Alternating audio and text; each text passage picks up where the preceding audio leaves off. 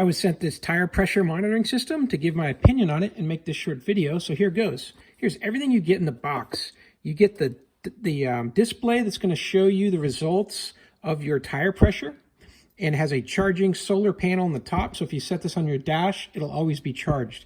If you did need to charge it up, if you had some cloudy days, you can use this USB micro plug on the back with the included cable and charge it up. So that's the display piece. You get 6 sensors for tires, depending on where they're mounted. You could go with 4 tires, or you could go with 6 if you've got a dually configuration where you've got 2 outboard tires in the back. So these are different options you can use to position the readout that's going to be displayed on this screen. You also get the owner's manual, and you get some hardware here. These are some nuts that are able to be put onto the valve stem, and with this little wrench, you can crank it back on here to tighten it up against the stem, so it makes it a little harder to take the stem off by hand. So that could help prevent theft, perhaps. So you get some 3M sticky tape as well that you could use on the bottom here to stick this to your dash. Let's get this installed on my truck and see how it works. Here's where we'll install the tire pressure monitoring system. And what I've done is just threaded the sensors onto each wheel, and they're going to be numbered in a particular way, and that will reflect on the display panel. So tire number 1 is this one here, driver's front, and number 2, passenger front on the other side. Number 4 is the rear inside tire, and number 5 is the inside tire on the passenger side. That's important because if you have a dually situation, you want to know which tire is impacted, it needs to know, and number 3 would be this outside phantom tire. So I've got 4 mounted here, and you can see they're marked right on the tip there. And that's it, you just thread them on.